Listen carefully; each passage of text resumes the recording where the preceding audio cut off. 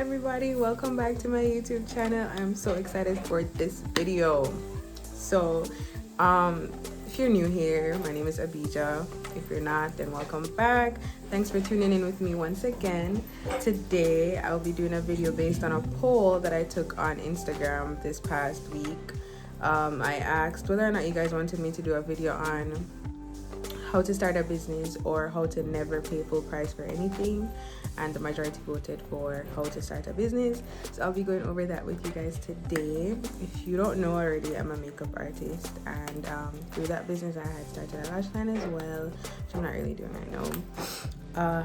But yeah, and I also just graduated with my bachelor's degree in business from Kane University, so I have a little experience, a little bit to be able to tell you guys, how to go about starting a business, what are the things that you could do, the do's and the don'ts, things that I didn't know that I would have appreciated to have known, probably certain stuff that I didn't even look up, whatever. And hopefully by the end of the video, if you thought about starting a YouTube channel, if you thought about starting a business and you probably just didn't know where to go from, coming up with your idea and all of that, hopefully this video helps you and you can go ahead and get started with making that money, honey.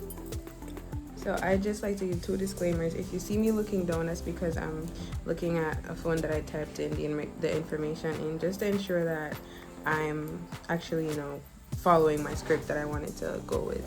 And also, I don't want the negativity under my video. I don't want the bad comments, I don't want to hear it. If you feel like typing it, don't even try it, because I'm coming for your neck, okay? These are my thoughts, my ideas. These are things that I think would be helpful for my followers and were helpful to me, and so I'm imparting that knowledge, and I know it will be helpful to somebody. So don't come for me, because I will come right back for you, honey. Thank you. So now that I've cleared all of that up, we're gonna get right into the video. Before I get into the pointers that I have for you guys and all the explanations that I'll be providing, I want you to understand that in order for your business to succeed, you have to believe in yourself and you have to believe in your business. You have to be able to put in the work, put in the time, and put in the money to ensure that the business gets to the level and the stage that you want it to get to. You can't expect to start a business today and next weekend you're rich off this business. You have to be willing to do any and everything to ensure that this business reaches to the highest level possible. Okay? And you cannot let one bad day, one bad week, one bad month, or even a bad year stop you from pushing your business to its full potential. There's gonna be times when you're not making as much money. There's gonna be times when you're not getting as many clients as you usually would. There's gonna be down days, down periods, and you just have to push through it, because like anything in life, there's levels. It's gonna be ups and downs, and you just have to push through the down times and just get yourself back on top, get your business back on top. You can't give up. And that is why one of the main reasons for starting a business I would suggest is to ensure that it's something that you're passionate about. Passion will take you a long way when it comes to a business, because you can start something tomorrow just because, oh, I know how to do this and it's easy money, quick money, so whatever. But because you're not passionate about it, you're not going to be willing to put in all the work that it needs to get to wherever you might want it to be, or where that business could possibly go, because you're not passionate about it. Everything that requires for you to be a great business owner, you're not going to be able to put that into the business because there's no passion there. So you have to ensure that when it comes to your business, it's something that you're passionate about. Now, I'm not saying that you can't start a business that you don't really have a passion for. However, for it to get to where you want it to be, you need to be driven by that passion. Okay? So the first thing that I want to go over with you is that you need to come up with an idea or a concept for the business that you want to start. Now, I'm sure many of you watching this probably already have a business idea in mind. Some of you may not, and you're looking to figure out, what you could possibly do. Maybe you want to start a service-based business, but you're not really sure what you're good at or what a skill that you could learn. So in coming up with your idea and concept, that's how you'll be able to know the direction of the business and exactly what to do in the following steps. So for those of you who probably don't already have a business idea or concept, you're probably thinking, like, how am I supposed to come up with one? Like, what am I supposed to do? Like, you know, do I just go off of what everybody else is doing that I can possibly do too? Or, you know, how do you come up with a new idea? Now, this video is mainly on how to start the business, not how to come up with the business idea or whatever. But I would suggest for you to think about a need that people have, that you may even have, and think about whether or not there's a solution. Think about whether or not there's something to satisfy that need that's already out there. And if there isn't, then that's a way for you to come up with an idea for a new business. The aim is to always get your business to the highest level that it could possibly get to. And this doesn't just have to do with, you know, service-based jobs. Service-based jobs, it can be a product that's not out there as yet, or it could be like an addition to a product that's already out there, something that you can make unique to your business and something that you know will be sold. Like, people are going to gravitate towards it, people are going to want to buy it. So that's just, you know, idea of how you can come up with your own business concept to put it out there and to get your business started. Another thing that you can do when coming up with a business idea is to think about a skill that you already have or a skill that you would like to learn. So I'll use myself as an example. When I started to do makeup, I did not want to. I was just doing makeup on myself, and you know, friends and their families and whatever, like, they wanted me to do their makeup, and I was doing it like just for the fun of it, you know. And then next thing I know, people wanted to pay me, so I'm like, what? I'm not even that good, like, what are you talking about? And so, you know, there was of course self-doubt, which is something that you really have to try to stay away from when it comes to starting your business, because even when it's a great idea and when it's something that can make so much money, self-doubt will come into play, and that will stop you from actually taking your business idea and running with it, and stop you from making so much money. So, you know, you can talk with your friends and talk with your family and just let them know what you're thinking about and listen to their input and listen to what they have to say about it. So it was through all of these people telling me or asking me to do their makeup where I was just like, all right, whatever. So I would do it. People started to pay me, and then one of my friends' mom, her aunt, shout out to Adina. She was the one who really pushed me and kept telling me, no, you have talent and you need to take this seriously. And it took a long time for me to actually, you know, listen to her and actually be like, okay, I'm going to do this makeup thing. I'm going to try this makeup thing, because when I initially started, it was just, I'm just going to see wherever this takes me. Like, there was no passion. Like, I love to do makeup on myself, but there was no passion in becoming a makeup artist or anything of the sort. Actually having a business, like, even though I love my business courses, and the only business I ever thought about owning was a funeral home. Like, I never ever thought I would become a makeup artist. So, you know, if you are able to do something that people are constantly telling you, why don't you start a business on this, or why don't you charge people for this or charge people for that, that's something right there that you should think about doing, because it's always great to have extra money coming in. I have like 3 or 4 jobs, okay, because this money needs to be made all the time. All right, so the first one, we're gonna do a brief recap. So the first thing that I just mentioned is you have to come up with a idea or concept for the business, and I gave you pointers on how to come up with that. So you can go off of a skill that you already have. You can go off of whether or not there's a need in your area, in your community, in the entire world, because you can always start online businesses. You go off of that need and you try to fulfill it, whether it be for a service or for a product. And through all of these different things is how you can come up with a business idea or a business concept that you're able to sell to other people. Okay? Now, second thing that you need to do to start this business is you need to conduct research. Wide-ranged, extensive research about the business that you want to start. So you're going to do research on the target market. You're going to do research on the geographical area that you want to sell the product to, or that you want to provide the service to. And in doing so, you're going to be better able to determine how can you go about getting this product and getting this service out to these people, out to this area.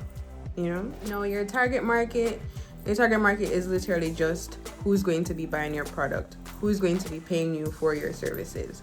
That's literally all you need to figure out.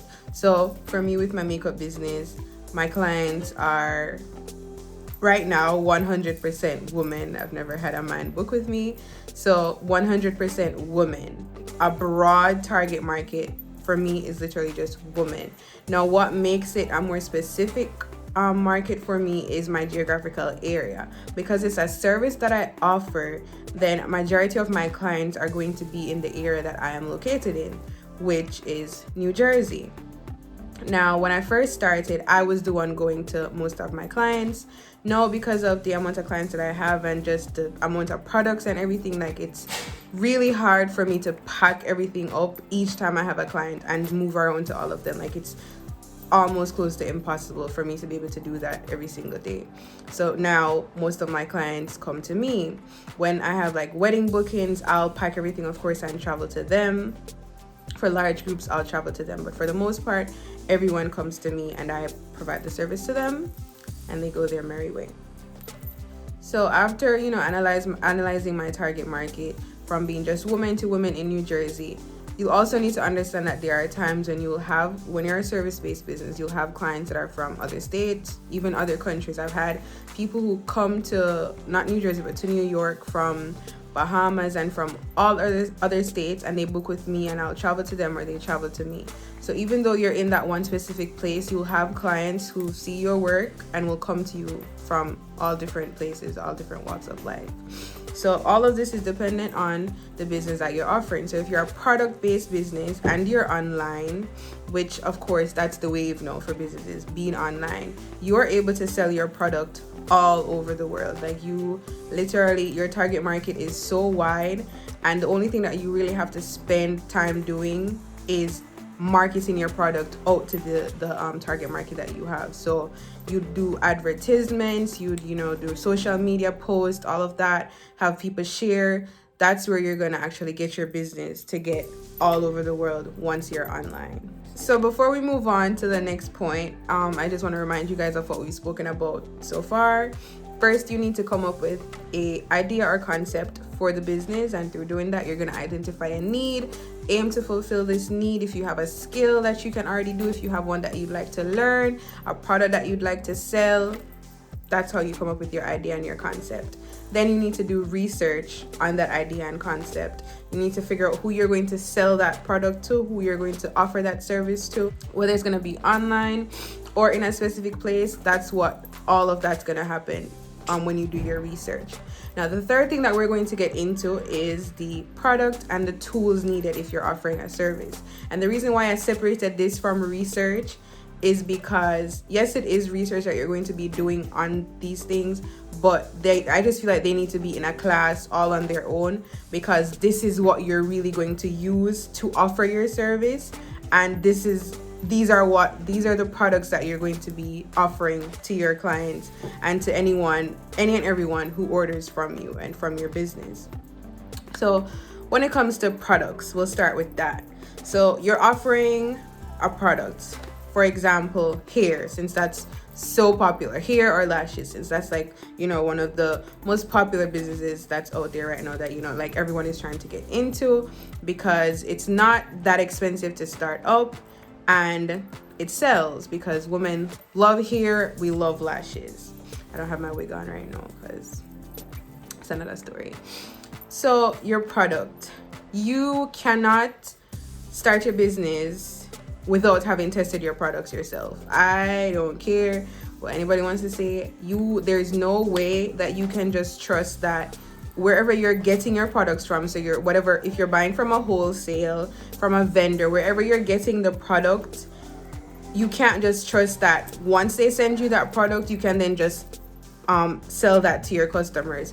You, as the business owner, needs to ensure that the product that you're offering is actually what you're saying it is. You need to ensure that the quality is what you say it is, because you don't want to have issues with when you purchase wavy hair, I don't even know how you describe hair, kinky, curly, wavy, straight, whatever kind of hair that you buy from your vendor. And then when you sell that to your customer and you tell them, oh, this hair will last for 2 years and this hair is this and this hair is that, and then when they get the product, it's nothing like what you said. It's trashy and it sheds, all of these things that happens to bad hair. You want to ensure that as a business owner, you have tested and tried your product and it is true and you can actually sell it to your customers. With lashes, when I had first started selling the lashes, I wore them for about a month. I tested them. I made sure, I looked at how they looked. I looked at the style, the design, everything, just to ensure that if I tell you that you can wear your lash 20 times or more, you can actually wear it 20 times or more, because I've done the same, or because I know that they will actually last for you to wear them that many times. Okay, so you want to ensure that with your products that you're testing them, that you're ensuring that you have a trusted vendor, a trusted retailer, wherever you're going to be getting the product from. And then when it comes to a product that you make, so for example, there's people who start candle businesses where I don't know how you do it, but they make the candles at home, or people who do jewelry, they make the jewelry at home, all of that. When it's a product that you're offering that you're making yourself, so yeah, you want to ensure that the raw materials that you're getting are actually good. If you're going to say that your product is organic and all natural materials, you want to ensure that you're actually using organic products and organic materials to make this that you're about to offer to people, because lawsuits will come into place, honey.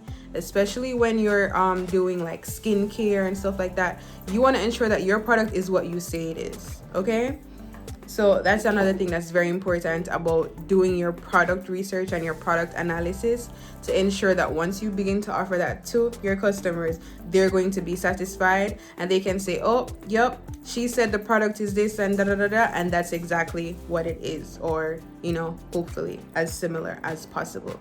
And then when it comes to services, for example, being a hairdresser or being a lash technician, you want to ensure that you have everything that you need to be able to carry out that service, to be able to do the service for your client. So if you're a hairdresser, you want to ensure that you have bought all the tools that you need. So flat irons, blow dryers, combs, razors, scissors, hair products. You want to ensure that you have everything, so that when your client comes in, or you have a different variety of clients coming in, that you have all the tools that you're able to handle the different hair textures, the different hair lengths. You want to ensure that you have everything readily available at your business location to be able to provide the best service possible to all of your customers, because all your customers will never ever be the same, and you want to ensure that you're able to provide your customers with the best experience possible.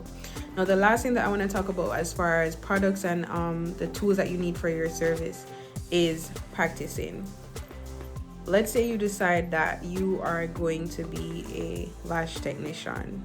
There is no possible way that you can have come up with that business idea and concept, and then you've done your research, you've analyzed your target market, you know what geographical area you're going to be selling your business to, and then you have now bought all of the products and tools that you need to be able to offer this service. There's no way that you can now go on Instagram and go wherever and make flyers posting, book me to be your lash tech, book me for your lash extensions, without having practiced. There's no way that you can do all of this. There's no way that you can offer this service to somebody without having practice on either a mannequin head or on people. So for whatever service it is, if you are going to be a house cleaner, clean your own house, take before and after pictures of your house clean, so you can have evidence to show your customers that, let's look at this, look at what I did. This is proof that I'm good at this house cleaning thing. If you're gonna be a car detailer, detail your mother's car, your father's car, your friend's car, whether you want to do it for free or not, that's all up to you. What is wrong with my neighbors? Bro, them done? So whether it be, if you want to be a car detailer, you detail your car, your friend's car, your parents' car, whoever's car, just to ensure that you're getting before and after pictures of these services that you're providing, and you're also getting the practice to ensure that when you actually get a paying customer, oh my God.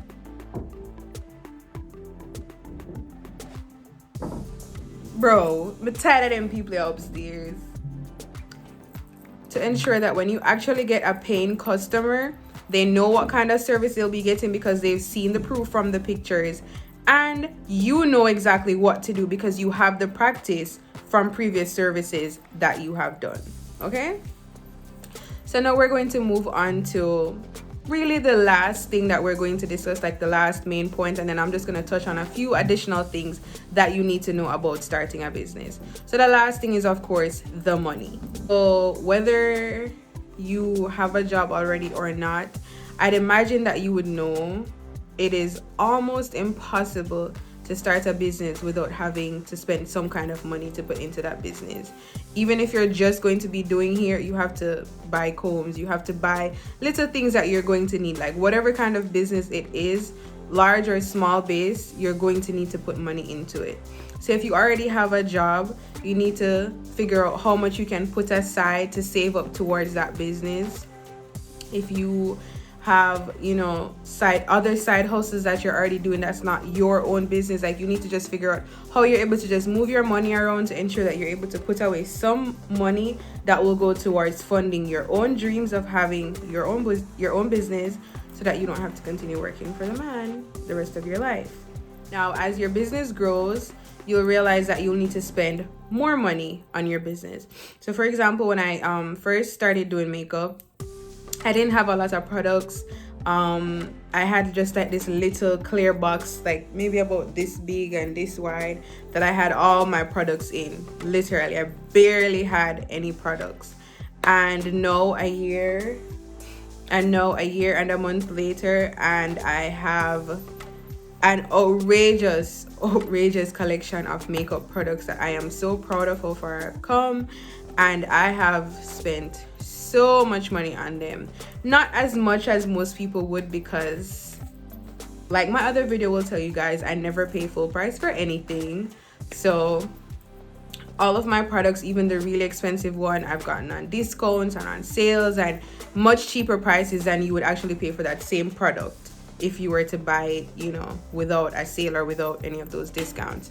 So, you know, like I said, as your business grows, you'll notice that you'll end up spending way more money funding that business. So if you used to stock products at 100 products a month, maybe you'll get to the point where you're stocking 1,000 products a month, which means you're going to need to pay for 900 more products a month. So even though, yes, you're getting that money back in and you're making your profit, you also have to understand that you're going to be spending more money to fund that business, more money to get your products, more money to offer the service that you're offering. And based on how good the business is going, you may even decide to get into a shop, open up a business location, whatever it is, however far your business takes you. From the beginning to the growth of the business, you'll understand that money will always be circulating. You always need to be putting money back into the business, and hopefully whatever business that you decide to start, that business will fund itself. Because for my makeup, I also have a style seat page where clients are able to book,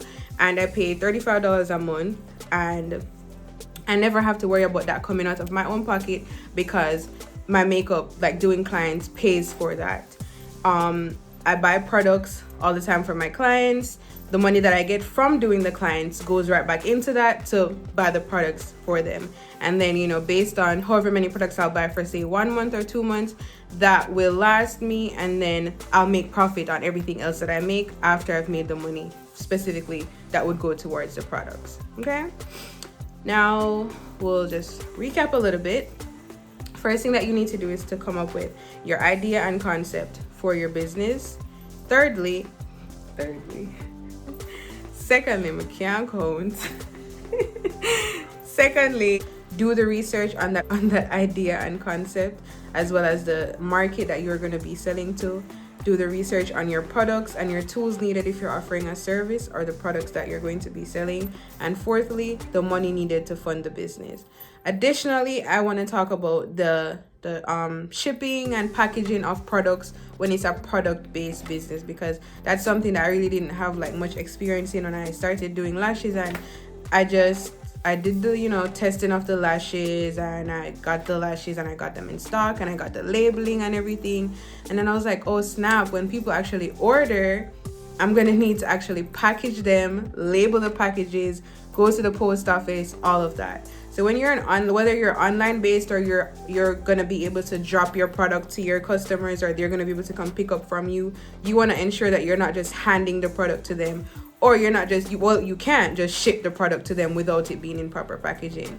So wherever you're gonna be placing your orders through, if you're not doing it through our website, then if you're doing it through like Instagram DMs, you are gonna have to take the customer's information and fill out shipping forms at the post office. If you have a website that you're selling through, the website will provide that printout and you can just tape that onto your packaging. But you want to ensure that whatever you're shipping your product in, based on the type of product that it is, that it won't get damaged and that it will get to your customer in one piece.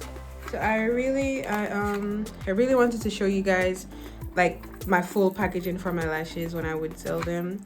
Right now they're just mainly for my clients and for my friends who buy from me and who wear lashes on a regular basis. But this is the packaging that the lashes come in, and then that's the label. And then I place them into this, I don't know, this little bag. It's a drawstring bag. And then I would then place them into a poly bubble packaging bag, which I cannot find right now. But it's just a little envelope, and it's like it has packed bubble inside of it. And then I put the label on top of it, tape that on, and seal it, take it to the post office, and all I do is I just drop it into the post office box. So that's just to give you an idea on how to ensure that you're packaging your products correctly and you're not just shipping them to your customers any old way, because you want to ensure that when they get them, they're in good condition. All right, okay, so we have come to the end of the video. I do hope that everything that I've spoken about has been helpful for you, and that if you know anybody who would be able to utilize this video, that you share it with them. Thank you so much for watching. And before I go, I just want to put it out there and make it clear, being an entrepreneur is not an easy feat.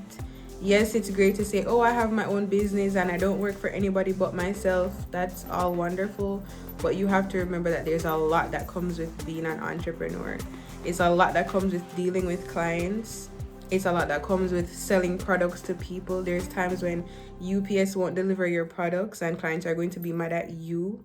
There's times when your clients that you're offering your services to won't be satisfied for whatever reason, or they'll get mad at you for whatever reason, because like I can say from experience, there's times when your clients will think that they're your only client and you have to attend to their needs and only their needs. And there's just a lot of things that comes with being an entrepreneur, and you really have to have good people skills.